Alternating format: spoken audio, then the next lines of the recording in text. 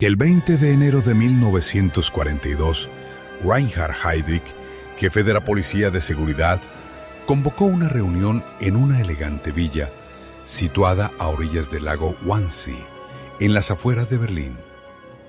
A la cita acudieron representantes de diversos ministerios, así como altos funcionarios del partido nazi y de las SS. Se trataba de un grupo de hombres jóvenes y altamente instruidos. La mayoría de ellos ostentaba doctorados. El tema a tratar: el Holocausto, o como lo denominaban con la gélida retórica de los nacionalsocialistas, la solución final a la cuestión judía. Adolf Eichmann, el encargado de los asuntos judíos en la oficina de Heydrich, fue responsable de levantar el acta de la sesión. 5 años más tarde, investigadores estadounidenses hallaron una copia de estos documentos mientras preparaban los juicios contra los altos cargos del régimen nazi. De repente, la conferencia de Wannsee adquirió una fama mundial, convirtiéndose en el símbolo del asesinato en masa orquestado por el Estado contra el pueblo judío. Hasta el día de hoy, el encuentro sigue siendo objeto de estudio para historiadores como Peter Longerich. No existe otro lugar en Europa que ilustre con tanta claridad la organización burocrática del Holocausto. Lo que comenzó como una vaga intención de desplazar a los judíos, deportarlos o abandonarlos a su suerte, se transformó en Wannsee en un programa concreto, un plan logístico para el exterminio masivo. Allí se determinó cuántas personas se verían afectadas, en qué plazo se llevarían a cabo las deportaciones y por qué medios se ejecutaría el asesinato. Sin embargo, antes de ese horror, una calma engañosa cubrió a Alemania a principios de los años 30. Cuando los nacionalsocialistas ascendieron al poder, la velocidad con la que se impuso la dictadura y la conformidad forzosa sorprendió incluso a aquellos que llevaban años advirtiendo sobre el peligro que representaban. Desde el inicio, el antisemitismo fue un pilar fundamental de la ideología nazi. A mediados de los años 20, en su libro Mi lucha, Mein Kampf, Adolf Hitler ya difundía ideas cuyo objetivo último era la aniquilación de los judíos. Tras su toma de posesión en 1933, la exclusión de los judíos de todos los ámbitos de la sociedad se convirtió en la meta explícita de la política nazi. La primera medida estatal contra la población hebrea fue el boicot a los negocios judíos. Tras el acoso a médicos, abogados y comerciantes, las organizaciones estudiantiles alemanas procedieron a quemar libros que consideraban no alemanes. La era de la intelectualidad judía, según ellos, había llegado a su fin. Se proclamaba que el éxito de la Revolución Alemana había limpiado las calles de Alemania. El nuevo ciudadano alemán ya no sería un individuo común. Ahora, todo estaba regido por normas legales y administrativas estrictas. Las denominadas leyes arias excluyeron a los judíos de las profesiones de servicio público. En 1935 se promulgaron las leyes de Nuremberg, que regularon la relación entre arios y no arios, clasificando oficialmente a los judíos como ciudadanos de segunda clase, privados de sus derechos fundamentales. ¿Debían los servicios estatales limitarse solo a quienes tenían raíces alemanas? Para el régimen, la respuesta era clara. Era un derecho del pueblo alemán. Las leyes de Nuremberg establecieron el marco legal para la marginación, la persecución y, finalmente, el exterminio, marcando el inicio de la solución final. Este concepto fue, en realidad, el núcleo de toda la política nacional socialista.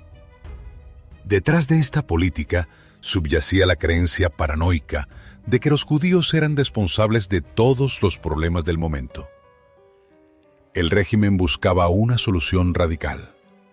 Primero, obligar a la emigración. Después, deportarlos a territorios aislados. Y finalmente, llegar a la conclusión de que la solución solo sería completa si los judíos simplemente dejaban de existir. Es decir, que fueran asesinados. A principios de 1938 se introdujeron nuevas normativas de protección. Las personas consideradas enemigas del pueblo y del Estado podían ser arrestadas arbitrariamente y encerradas en campos de concentración como el de Dachau. Como jefe de la policía de Múnich, Heinrich Himmler ya había ordenado la construcción de dicho campo en 1933. Este se convirtió en el modelo para todos los recintos posteriores. Himmler estaba decidido a reorganizar el sistema de campos para que fuera moderno, escalable y capaz de adaptarse a las necesidades del régimen. Impulsada por la propaganda nazi, Austria celebró su anexión al Reich con un fervor casi maníaco. El descontento antidemocrático crecía y muchos anhelaban un liderazgo fuerte. El antisemitismo nacionalsocialista alcanzó una nueva cota de crueldad. Los noticieros lo resumían brevemente: ¡Judíos, fuera! Con el fin de acelerar la expulsión, se fundó la primera oficina central para la emigración judía en Viena, bajo el mando de Adolf Eichmann. El arquitecto detrás de todo esto era Reinhard Heydrich, el hombre que más tarde presidiría la conferencia en Wannsee. Como jefe de los servicios de seguridad y de la policía estatal, había creado un sistema asfixiante de control y represión. Heydrich y su aparato de seguridad estaban supeditados al líder de las SS, Heinrich Himmler, desempeñando un papel clave en la persecución y asesinato de los judíos europeos. En noviembre de 1938, el asesinato del diplomático alemán Ernst von Rath en París por parte de Herschel Greenspan, un joven de 17 años que buscaba vengar la expulsión de sus padres a Polonia, sirvió como pretexto para que la cúpula nazi lanzara ataques masivos contra los judíos y sus propiedades. Tras la muerte de von Rath, 2 días después, la ira fue orquestada desde las altas esferas. Las tiendas judías fueron saqueadas y las sinagogas fueron pasto de las llamas.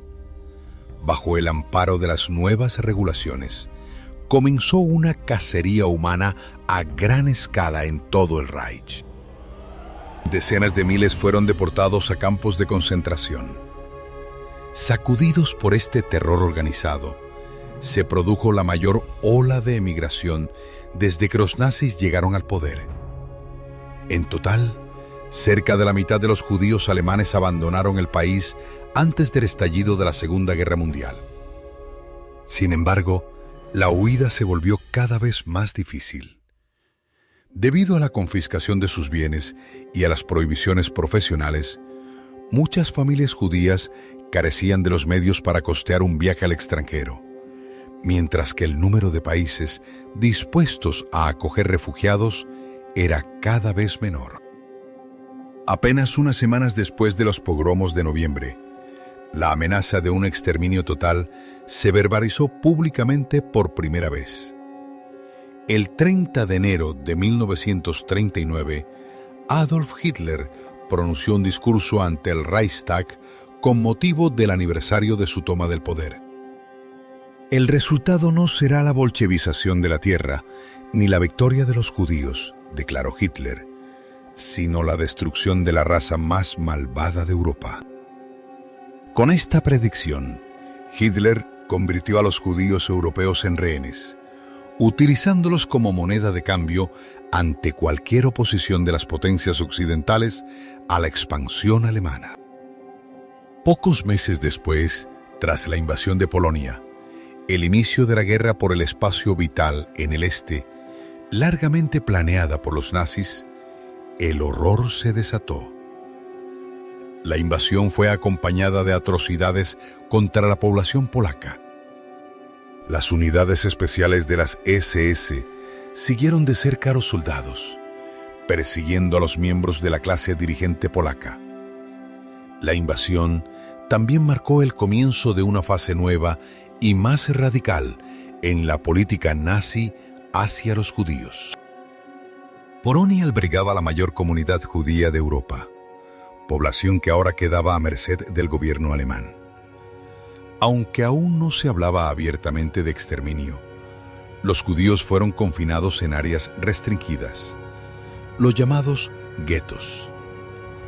Las administraciones nazis encargadas recibieron instrucciones sobre un destino final que aún no se revelaba por completo. Estas imágenes, que tal vez fueron montadas para la propaganda, pretenden dar una impresión de orden. En realidad, los nuevos amos no mostraron piedad. La presencia de la población judía debía eliminarse para dejar espacio a los colonos alemanes que hasta entonces habían vivido como minorías fuera de las fronteras del Reich. Se planeó una deportación de decenas de miles de judíos a campamentos temporales y guetos hacinados cerca de las fronteras. La escasez de transporte, vivienda y alimentos era crítica. Las fuerzas de ocupación eran plenamente conscientes de que los desplazados no podrían sobrevivir a tales condiciones. La mayor parte del territorio polaco fue anexionada al Reich alemán. La región restante se organizó como el gobierno general, un territorio vecino con su propia legislación y administración. Uno de los guetos más grandes fue establecido en Łódź, que fue rebautizada como Lichtenstadt. Por la misma época, los alemanes étnicos provenientes de los países bálticos fueron reasentados en el nuevo territorio del Reich, bajo el pretexto de una supuesta germanización. Debido a la sobrecarga administrativa y el caos logístico, las deportaciones se detuvieron temporalmente. Por otro lado, las medidas represivas contra la población judía aumentaron. El problema más difícil de gestionar para las organizaciones en las zonas ocupadas era la cuestión judía. Los soldados alemanes solían justificar el uso de la violencia extrema bajo el pretexto de combatir el terrorismo. El castigo seguía al supuesto crimen de forma inmediata. A partir de entonces, se difundió la narrativa de que el judaísmo oriental llevaba una agenda criminal internacional a Europa occidental.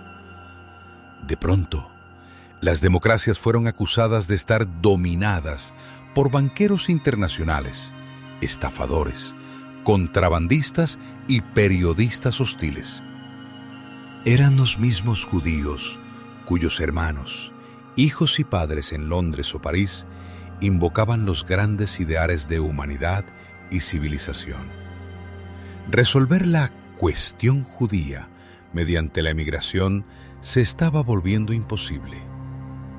Ya en 1940, Reinhard Heydrich escribió al Ministerio de Asuntos Exteriores del Reich: debe encontrarse una solución regional, una zona que pueda absorber a los judíos europeos. Hubo varios intentos de soluciones regionales. El primero fue intentar deportar a los judíos a una reserva en Polonia, intento que fracasó. La segunda opción fue el llamado Plan Madagascar, en el verano de 1940, cuyo objetivo era la deportación masiva de 4 a 6 millones de judíos a la colonia francesa.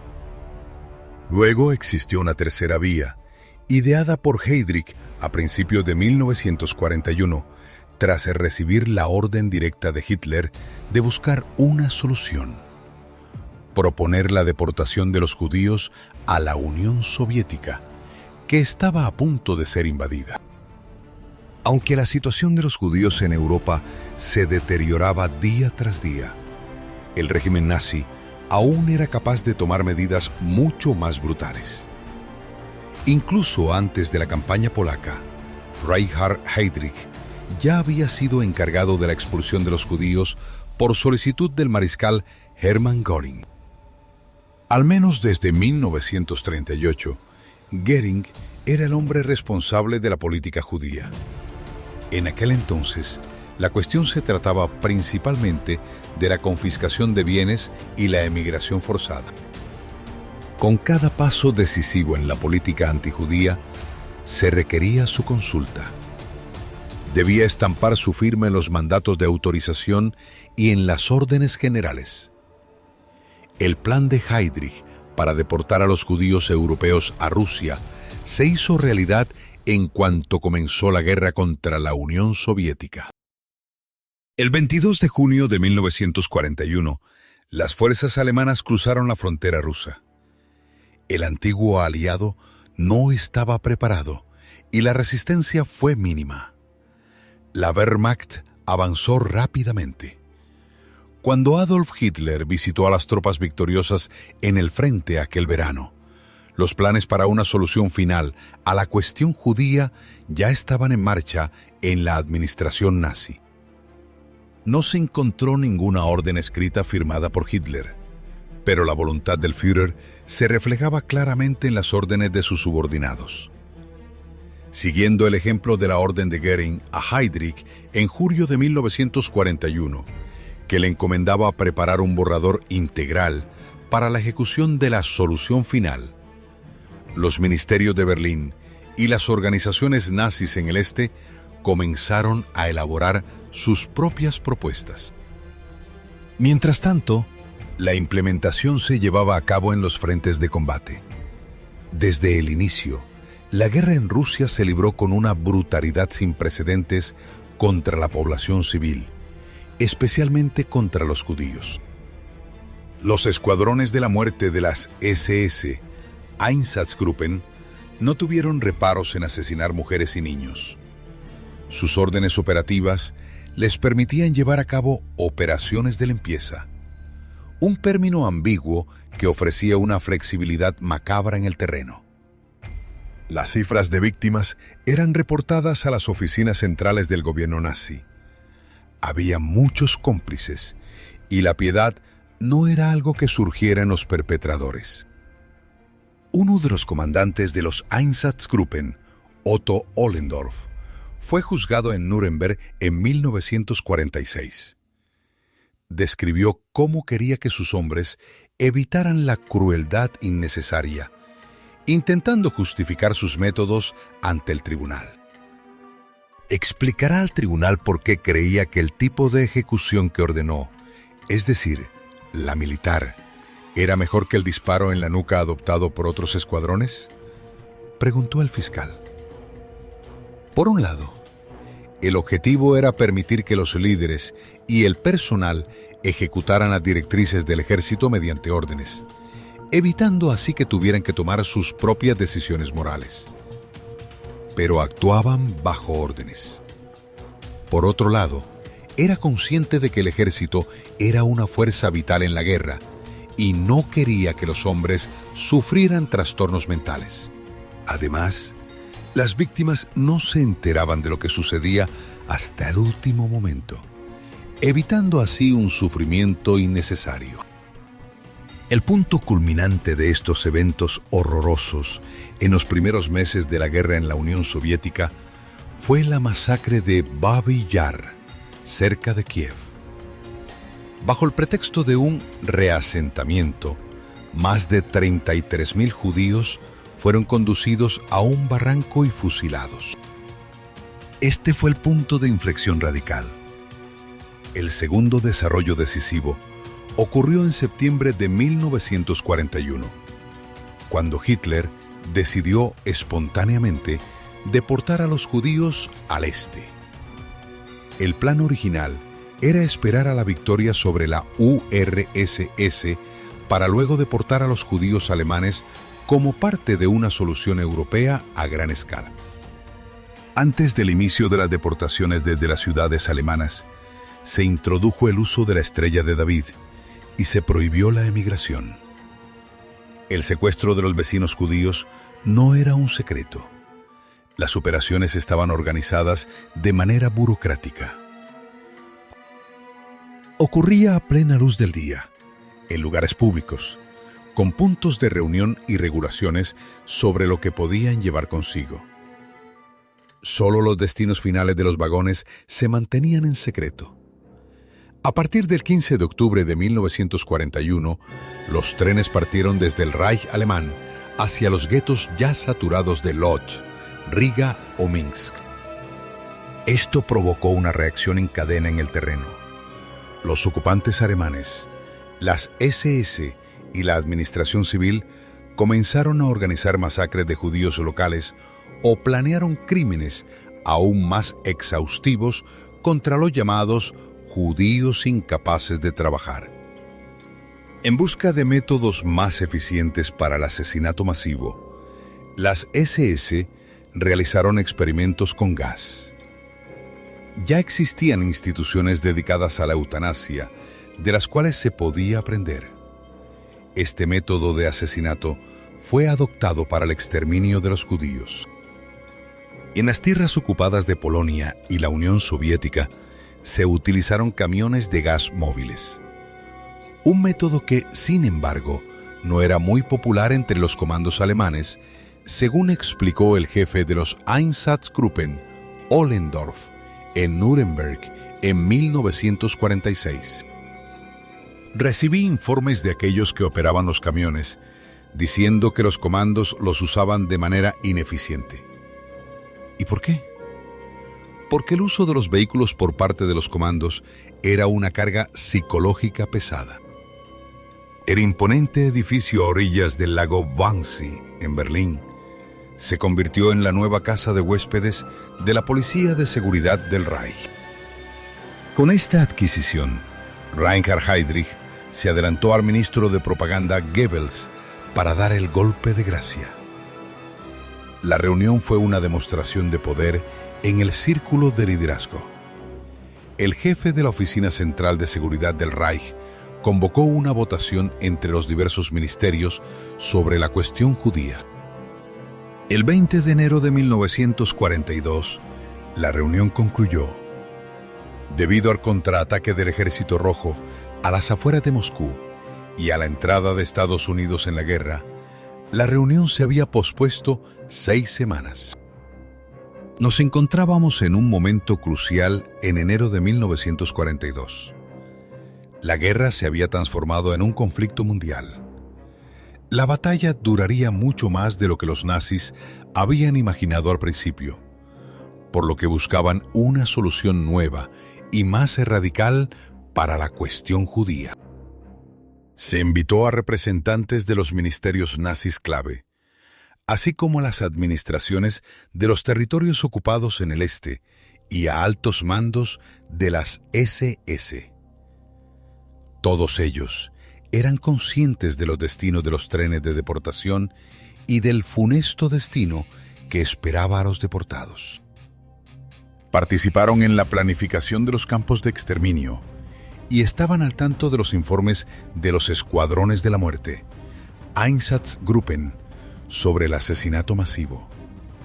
Sabemos que estos informes circulaban ampliamente, por ejemplo, en el Ministerio de Asuntos Exteriores.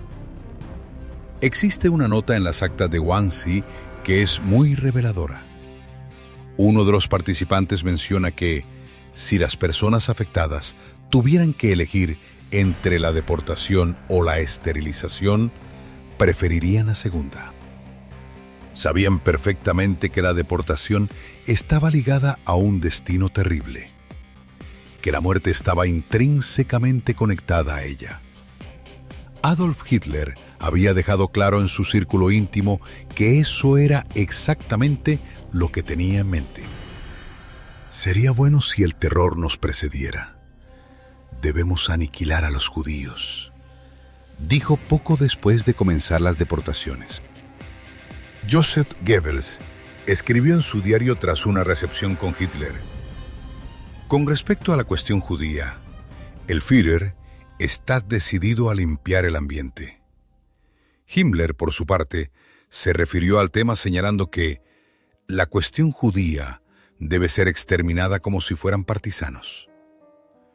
Bajo el enfoque del Führer, la maquinaria de exterminio, que ya había comenzado, se expandió hasta convertirse en un genocidio sistemático. La invitación de Heydrich a la conferencia de Wannsee fue otro paso en esa dirección. Refiriéndose a la legitimación otorgada por Göring, Heydrich se posicionó como la figura clave en la ejecución de la llamada solución final. En realidad, Heydrich quería finalizar un proceso que se había prolongado durante todo 1941, en el que los diversos ministerios debían llegar a un acuerdo con la Oficina Central de Seguridad del Reich sobre las condiciones marco para las operaciones de deportación. Esta conferencia de secretario de Estado pretendía ser el punto final. En un lenguaje eufemístico, el protocolo dictaba: la solución final significa ahora, con el consentimiento del Führer, la evacuación hacia el este. Se preveía que estas medidas afectaran a unos 11 millones de judíos europeos. En realidad, había 4 preguntas que debían ser respondidas. 1. ¿Cómo se iba a llevar a cabo esta solución final? Heydrich insistía en disparar a la mayoría de los judíos o a agotarlos hasta la muerte mediante trabajos forzados. El trabajo forzado conducirá a una reducción natural. El resto que resista debería ser tratado en consecuencia para que no constituyan el núcleo de una nueva construcción judía. 2. ¿Cuándo? Heydrich había planeado asesinar a los judíos en un periodo de tiempo prolongado. Las limpiezas después de la guerra debían incluir ejecuciones. Ahora se trataba de implementar esta masacre mientras la guerra aún estaba en curso. En el contexto de la ejecución práctica de la solución final, Europa sería peinada de oeste a este. El inicio de las evacuaciones dependería del desarrollo militar. 3. ¿Dónde? Heydrich había anticipado la conquista de la Unión Soviética, pero como aún no estaba conquistada, recurrió a la Polonia ocupada.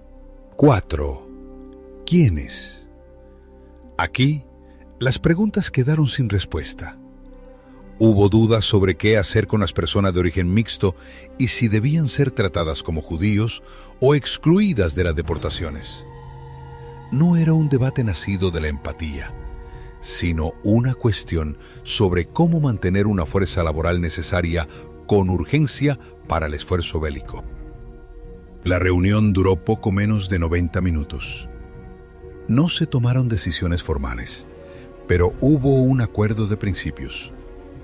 Un éxito para el anfitrión Heydrich, quien lo celebró con el jefe de la Gestapo, Müller, y el responsable de protocolo, Eichmann. Tras su arresto en 1960, el tribunal quiso saber más de Eichmann. ¿Por qué los 3 hombres, Heydrich, Müller y Eichmann, se quedaron solos después de la conferencia? Entiendo lo de Heydrich y Müller, pero ¿por qué usted? Porque éramos solo los 3. Heydrich me dijo cómo quería que se escribiera el protocolo.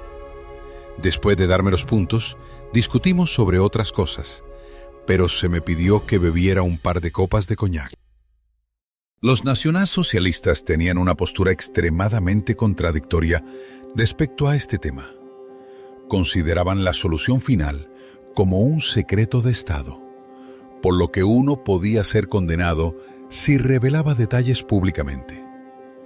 Por otro lado, en su propaganda y en los discursos de Hitler, dejaban señales claras de que el asesinato de los judíos era una realidad. El protocolo fue sellado como un asunto secreto del Reich. Aunque, por supuesto, nada era tan secreto. Eichmann confirmaría más tarde, en el juicio en Jerusalén, que los participantes hablaron claramente entre ellos. ¿Recuerdas si se hablaron de diferentes formas de matar? Diferentes formas de matar, sí. ¿Puede decirme más al respecto? Eso ya no me importa hoy, señor presidente. Señor, le pregunto porque sé que los señores se sentaron juntos y hablaron con palabras inequívocas. No las palabras que tuve que poner en el protocolo, sino palabras claras, inequívocas. Llamaron a las cosas por su nombre: asesinar, eliminar, destruir. Poco después, se tramó un intento de asesinato contra el odiado hombre de las SS. Una granada de mano alcanzó su coche descapotable. Heydrich murió a causa de sus heridas unos días después. Las SS se vengaron de forma atroz.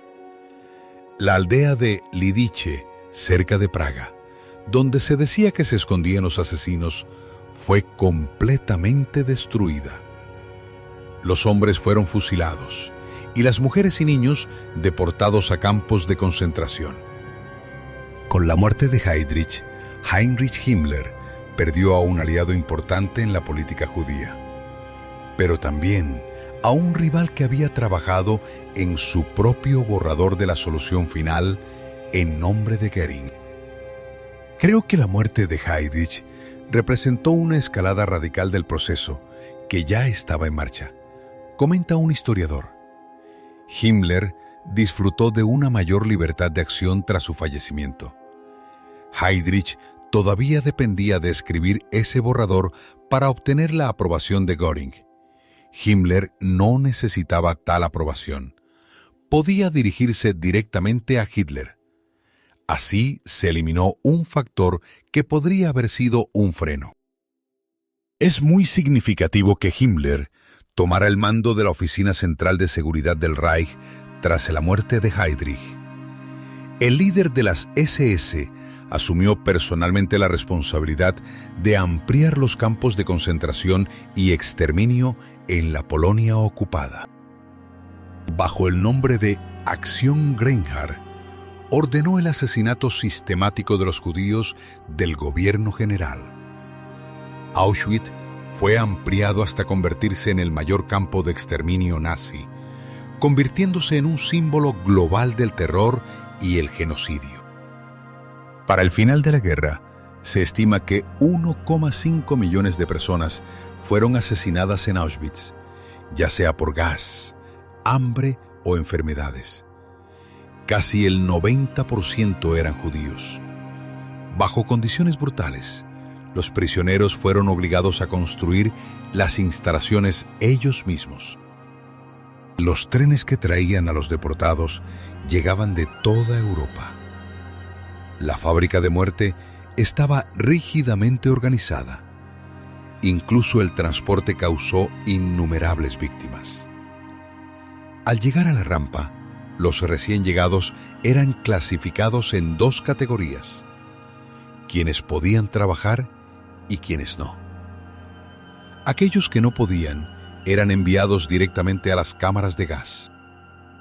Cuando el Ejército Rojo llegó a Auschwitz en enero de 1945 y liberó el campo, todos los prisioneros, excepto unos 7.000, habían sido asesinados o trasladados en las llamadas Marchas de la Muerte. En octubre de 1943, Heinrich Himmler habló en una conferencia de líderes del partido y de las SS en Poznan. Este discurso es uno de los documentos sonoros más inquietantes sobre la barbarie nazi. Nunca antes el jefe de las SS había hablado con tanta claridad sobre el asesinato de los judíos europeos. Esto debería quedar entre nosotros, pero aún así, nunca hablaremos de ello públicamente, declaró Himmler. Me refiero a la evacuación del pueblo judío. Es una de esas cosas que es fácil de ocultar. Se trata de eliminar al pueblo judío. Le digo a cada miembro del partido: Esto es lo que implica nuestro programa. Estamos eliminando al pueblo judío. Y sabrán lo que significa cuando tengan 100 personas en su vida, si hay 500 o si hay 1000, y todo esto pase por sus manos. Además de cualidades humanas excepcionales, se requiere mantenerse responsable, ser duro y fuerte, una ética que nunca antes se había mencionado. 2 años después, nadie hablaba de Gloria. Los ciudadanos de Weimar fueron llevados al campo de concentración de Buchenwald, que durante un tiempo fue el mayor campo de trabajo forzado en suelo alemán. Siguiendo órdenes de la administración militar estadounidense, el campo se encontraba a menos de 7 kilómetros de la ciudad de Weimar. La población fue obligada a ver con sus propios ojos los horrores que se habían cometido en su vecindad. Las deportaciones se habían llevado a cabo por las calles principales. Había líneas de autobús conectadas y los prisioneros trabajaban en la ciudad. Tras las liberaciones, se rodaron tomas documentales perturbadoras que fueron exhibidas al público. En otros campos, la administración militar estadounidense obligó a la población local a ver las escenas, provocando asco, perplejidad, culpa y vergüenza. En el camino hacia la llamada solución final, más de 5,5 millones de judíos fueron víctimas de los nacionalsocialistas mediante gasificación, fusilamientos, experimentos médicos o inanición deliberada. La mitad de ellos murieron solo en los campos de exterminio. La búsqueda de explicaciones no termina nunca. Una de las pocas evidencias concretas para hallar respuestas son las actas de la conferencia de Wannsee, que tuvo lugar el 20 de enero de 1942. Las actas pertenecían al subsecretario de Estado de Asuntos Exteriores, Martin Luther. Se hicieron 30 copias, pero solo se encontró una. Es probable que todos los demás receptores destruyeran las suyas. Luther estaba en un campo de concentración en ese momento por haber organizado un golpe dentro del Ministerio de Asuntos Exteriores contra Ribbentrop, por lo que quizás no pudo limpiar sus papeles. Así fue como esta copia fue hallada en los archivos del Ministerio de Asuntos Exteriores alemán después de 1945. La calle Wilhelmstrasse en Berlín era el distrito gubernamental desde la época imperial. Incluso bajo los nacionalsocialistas, los ministerios más importantes se encontraban allí, como el de Asuntos Exteriores bajo Joachim von Ribbentrop. Tras la guerra, la dirección anterior era un conjunto de ruinas. Ribbentrop, junto con otras figuras nazis prominentes, fue juzgado en los procesos principales de Nuremberg por crímenes de guerra. En uno de los últimos llamados juicios de seguimiento, altos funcionarios administrativos se sentaron en el banquillo, incluidos miembros del Ministerio de Asuntos Exteriores, que desempeñó un papel particularmente grande en el sistema criminal nazi. El acusado principal fue el secretario de Estado Ernst von Weizsäcker, padre del futuro presidente alemán y adjunto de Ribbentrop.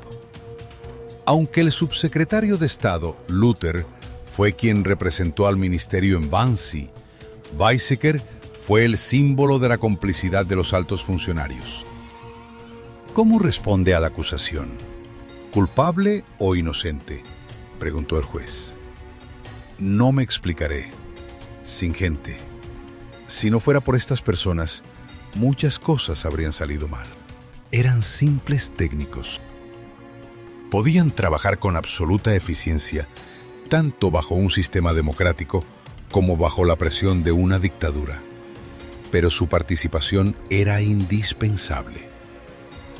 Von Weizsäcker fue acusado sobre todo de complicidad en los planes para destruir lo que quedaba de Checoslovaquia y de firmar órdenes de deportación para los judíos franceses. En el estrado, alegó que su intención siempre había sido evitar que estallara una guerra a gran escala.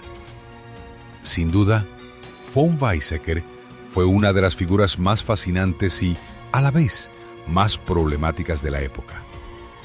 Cuando alguien ocupa un cargo tan elevado y luego danza, por así decirlo, entre dos bodas, la de los justos y, por el otro lado, la del demonio, resulta sumamente difícil emitir un juicio definitivo sobre su persona.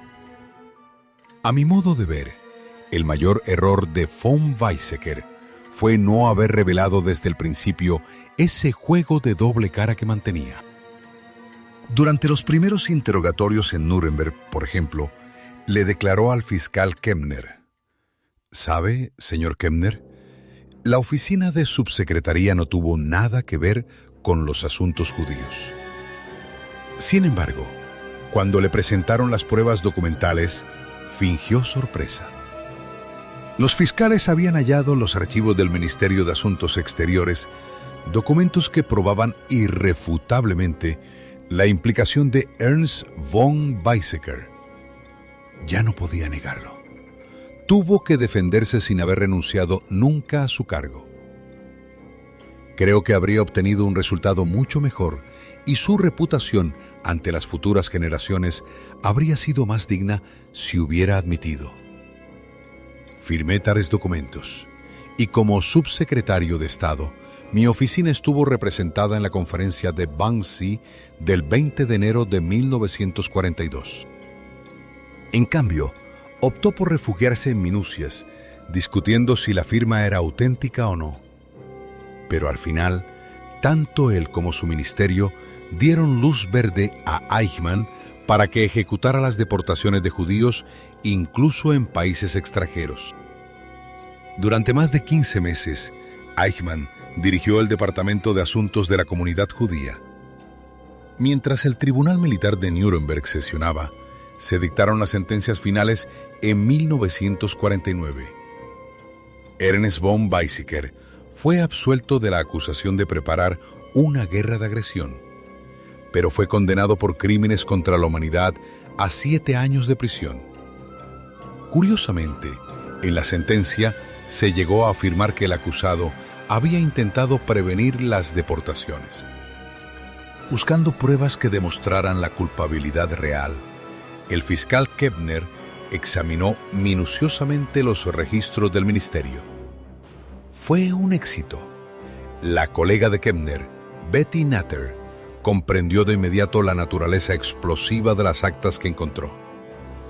Esas 15 páginas otorgan, hasta el día de hoy, una importancia capital a la conferencia de Wannsee, pues nos brindan la oportunidad de observar ese proceso de toma de decisiones como si miráramos a través de una ventana. Fue el proceso que derivó en la creación de un programa sistemático de exterminio para los judíos de Europa. Una persecución que se intensificó desde el otoño de 1939 hasta el verano de 1942. Fue una maquinaria en la que participaron muchos, por motivos diversos. Hoy, las actas permiten a cualquier persona formarse su propia opinión sobre el radicalismo metódico de aquella política. Miembros del gobierno y secretario de Estado hablaban con una frialdad pasmosa sobre el asesinato de 11 millones de seres humanos. Esto confirma que el Holocausto se distingue de otros crímenes de masas y genocidios por su elemento de planificación meticulosa, por la intención clara y por la asunción de responsabilidad en los niveles más altos del poder. Ninguno de los invitados a la conferencia asumió una responsabilidad jurídica por su participación, ni tampoco mostraron atisbo alguno de remordimiento moral. Solo hubo un participante, el representante de la Cancillería del Reich, Wilhelm Kriegszinger, quien admitió con franqueza que no solo estuvo allí, sino que era plenamente consciente de lo que todo aquello implicaba. En su declaración, Kriegszinger expresó su pesar argumentando que se había mantenido en su puesto el mayor tiempo posible. Esa es, lamentablemente, la única declaración parcialmente abierta que conservamos de los asistentes. En cuanto al destino de los protagonistas de Bouncy, la disparidad fue notable. Alfred Meyer se suicidó en mayo de 1945. George Leibrandt eludió la justicia y murió en Bonn en 1982. Wilhelm Stuckart cumplió su condena, pero murió en un accidente de tráfico en 1949. Erich Neumann fue liberado en 1948 y falleció 3 años después. Roland Freisler murió durante un bombardeo en Berlín en 1945. Joseph Biller fue ejecutado en Cracovia en 1948. Martin Luther fue enviado al campo de concentración de Sachsenhausen por conspiración y murió poco después de su liberación en mayo de 1945. Gerhard Klopfer vivió libremente y ejerció como abogado hasta 1987. Wilhelm Kritzinger murió en 1947 tras ser liberado de su detención. Otto Hoffmann fue condenado a 25 años de prisión, pero fue indultado y murió en 1982. El destino de Heinrich Müller, jefe de la Gestapo, sigue siendo un misterio. Fue visto por última vez en el búnker del Führer y desde entonces figura como desaparecido. Adolf Eichmann, quien redactó las actas, huyó a Argentina. Fue capturado en 1960 y ejecutado en Jerusalén. Eberhard Schongard fue ejecutado en 1946 por sus crímenes de guerra. Rudolf Lange se suicidó en febrero de 1945.